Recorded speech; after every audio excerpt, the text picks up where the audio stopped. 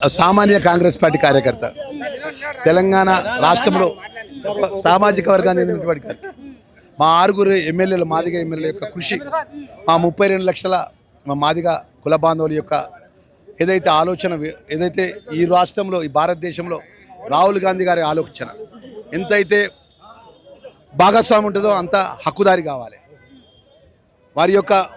అఖిల భారత కాంగ్రెస్ పార్టీ నాయకుడు మా రాహుల్ గాంధీ గారి యొక్క ఆలోచన భారతదేశంలో ఉన్నటువంటి అన్ని వర్గాలకు సమన్యాయం జరగాలని ఆ గొప్ప ఆలోచన పరంగా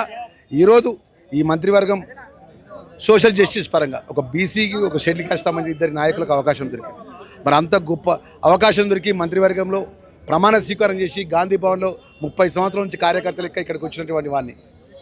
మరి మా కార్యకర్తలు మా కాంగ్రెస్ పార్టీ కుటుంబ సభ్యులు మా సోదరి మళ్ళీ మధ్యలో మన గొప్ప నాయకుడి యొక్క రాహుల్ గాంధీ యొక్క జన్మదిన కార్యక్రమాన్ని వేడుకలు పాల్గొనడం నా అదృష్టంగా భావిస్తున్నా. ఇవాళ నిజంగా ఒక సామాన్య కార్యకర్త నేను ఎన్నడూ ఊహించలే. నేను 30 సంవత్సరాల కింద ఇక్కడ మెట్ల కింద జెండా పట్టుకొని వచ్చిన కండువ వేసుకొని తిరిగిన జిందాబాద్ అనుకున్నా. ఇక్కడ ఈ విధంగా తిరిగిన కార్యకర్తను రాష్ట్ర కేబినెట్లో ప్రమాణ స్వీకారం చేయడం అంటే ఇక్కడ మా కాంగ్రెస్ పార్టీ కుటుంబ సభ్యులందరి యొక్క శ్రమ కష్టం అనే విషయాన్ని మర్చిపోలేని విషయం మనవి చేసుకుంటూ మరొకసారి ఇంత పెద్ద అవకాశం ఇచ్చిన మా ఖార్గే గారికి, మా రాహుల్ గాంధీ గారికి, మా పిసిసి అధ్యక్షులకి, మా గౌరవ ముఖ్యమంత్రి వర్యులకు, మంత్రివర్గానికి, మా యావత్ రాష్ట్ర కాంగ్రెస్ పార్టీ కుటుంబ సభ్యులకు మరొకసారి మనస్ఫూర్తిగా మంత్రిగా నాకు అవకాశం ధన్యవాదాలు. తప్పకుండా నాకు ఇచ్చింది పెద్ద బాధ్యత గల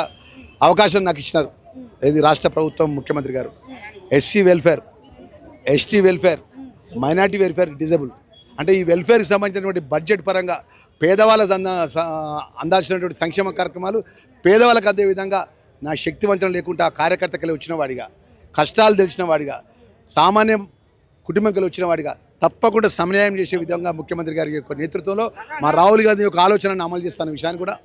ఈ సందర్భంగా తెలియజేసుకుంటున్నాను.